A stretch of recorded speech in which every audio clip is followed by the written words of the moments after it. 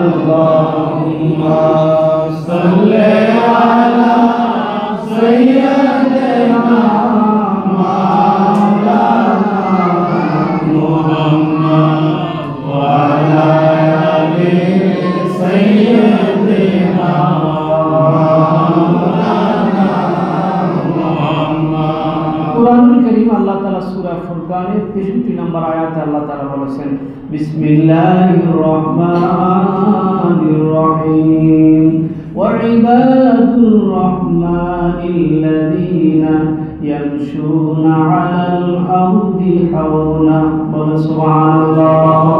আল্লাহ তাআলা বলেছেন, আল্লাহ পাকের বান্দাদের মধ্যে বিশিষ্ট বান্দা তারা, বিশিষ্ট বান্দা আল্লাহর নিকটতম বান্দা তারা যারা ভূপৃষ্ঠে নম্রতা এবং বিনয়ের সাথে চলাফেরা করে। বলেন সুবহানাল্লাহ। তাহলে সমস্ত কিছুর, সমস্ত ক্ষমতা, সমস্ত রাজত্বের মালিক কে? আল্লাহ। সুবহানাল্লাহ। বলেন মালিক কে? আল্লাহ। আল্লাহু আকবার, আল্লাহু আকবার। বান্দা আল্লাহ বলেছেন, আমি আল্লাহর কাছে দামি মানুষ তারা, আমি আল্লাহর কাছে প্রিয় বান্দা তারা, আমি আল্লাহর কাছে আমার মুমিন বান্দাগণ। এই জন্য দেখবেন আল্লাহর বুজুর্গানে কেরাম তাদের জীবনী হযরত সাহল আব্দুল্লাহ তাশতারি রহমতুল্লাহ আল্লাহর একজন বুজুর্গ, তিনি তার জীবনে, তার জিন্দেগিতে এত বেশি আল্লাহর প্রতি এত বেশি তাবেদারে ছিলেন, জীবনে কোনোদিন এই জমিনের মধ্যে কখনো পা মেলে বসে না। সুবহানাল্লাহ। মুহাম্মদ বলেন আল্লাহু আকবার। হযরত জুনায়েদ বাগদাদী রাহমাতুল্লাহ আলাইহি, এখন আমাদের কত কিছু প্রয়োজন হয়।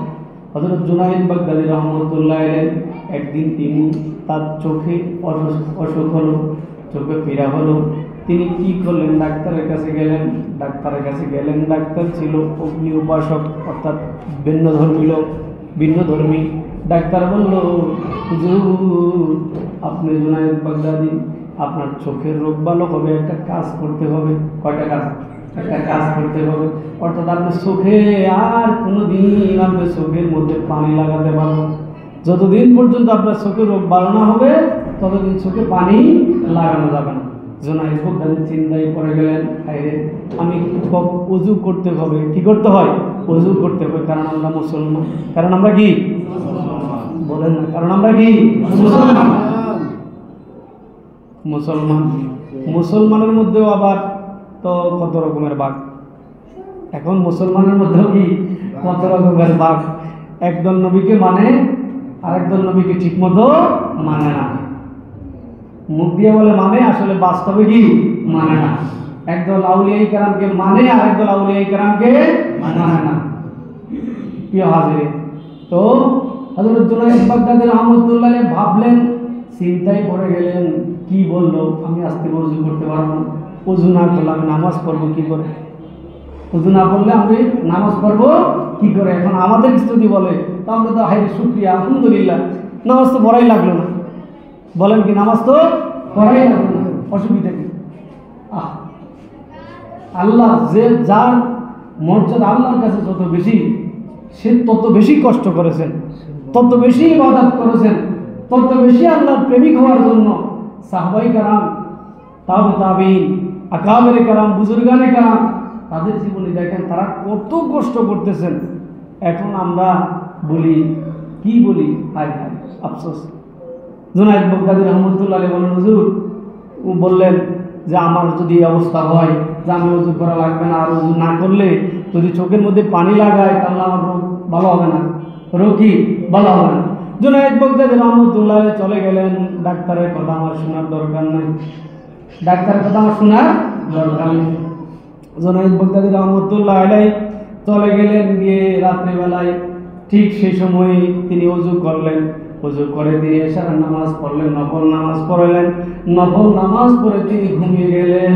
আর ঘুমের ঘরে আল্লাহ তাআলা গায়েবী একজন ব্যক্তিকে আল্লাহ পাঠিয়ে দিলেন, যাও জুনায়েদ বাগদাদীর চোখের মধ্যে হাত দিয়ে ইশারা দিয়া জুনায়েদ বাগদাদীর চোখের রোগ ভালো হয়ে গেল। জুনায়েদ পরের দিন সকালবেলা ওই ডাক্তার আবার বিকেলে চলে আসলো জুনায়েদ বাগদাদীকে দেখার জন্য, যে ওনার কি অবস্থা, ওনার কি অবস্থা কেমন। এখন তো ডাক্তারের দরকার টাকা, এখন ডাক্তারদের দরকার কি? টাকা। ভালো বুদ্ধিও দেয় না, ভালো পরামর্শ দেয় না, বরং আরো কি হলে ডাক্তারের কাছে রুগী বেশি রাখা যায়। মসজিদেও এত মুসল্লি হয় না, ডাক্তারের চেম্বারে যত রুগী দেখা যাওয়া। কথাটা ঠিক না বেটি?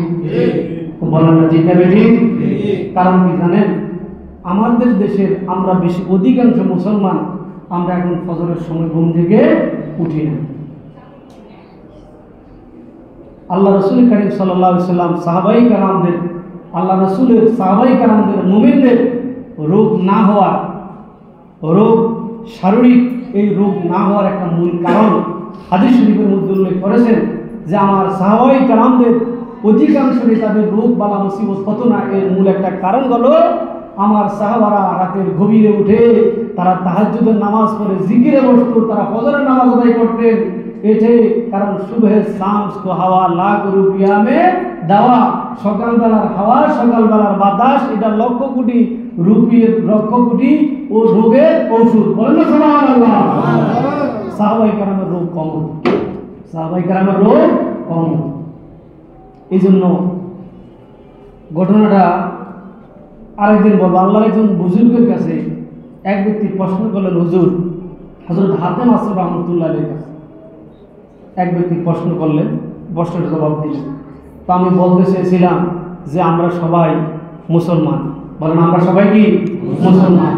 এখন যদি জিজ্ঞাসা করি, ভাইজান তোমার নামাজ পড়তে আসছে এসেছেন, ফজরের নামাজটা তো বলে ঘুম থেকে উঠতে পারে নাই। কিন্তু একটা মাসালা খেয়াল রাখেন, ফজরের নামাজের বলে হুজুর আবার এটা কি নতুন করে কোনো বিষয় না, বিষয়টা এটা না। বিষয়টা হলো আপনি যখনই ঘুম থেকে উঠবেন তখনই ফজরের নামাজটা আদায় করে নেবেন। যখনই আপনি ঘুম থেকে উঠেছেন, সজাগ হয়েছেন, আপনি ফজরের নামাজ। এর মানে এই না যে আমি কালকে থেকে আর ঠিক মতো ফজরের সময় উঠবো না, এমন না। বিষয় হলো আপনি যখনই ঘুম থেকে সজাগ হন, উঠেন, একা ঘুমান, বিভিন্ন কারণে আপনি ঘুম থেকে উঠতে পারেন নাই, আপনি যখনই ঘুম থেকে উঠেছেন, তবে 3 ওয়াক্তে নামাজ পড়া নিষেধ। কয় ওয়াক্তে? বলেন না কয় ওয়াক্তে? 3 ওয়াক্তে নামাজ পড়া। আওকাতে মানহিয়া যেটা, নামাজের নিষিদ্ধ সময় কয়টা? 3টা। জানেন কিনা নামাজের নিষিদ্ধ সময় কয়টা? 3টা। এই জন্য না জেনে না বুঝে আমল করলে আমলে কাজ হইব না। বলেন না কেন কাজ হইব না? জেনে শুনে রুকুসেজদা দিতে হয়। বলেন না জেনে শুনে রুকুসেজদা দিতে হয়। মারে পুত্রের কথা ভিন্ন কথা। তো বিষয় হলো যে কথা বলতে চেয়েছিলাম যে আপনি জেনে বুঝে নামাজ আদায় করতে হবে। কারণ এক লোক এসে নামাজ আদায় করতেছে, মাগরিবের সূর্য ডুবে যাচ্ছে, এসে মনে নামাজ পড়তেছে মাগরিবের নামাজ। আরেক লোক ফজরের নামাজ শুনে এসে নামাজ পড়তেছেন, ঠিক তখন সূর্য উঠতেছে। এখন হাদিস শরীফে তো নিষেধ।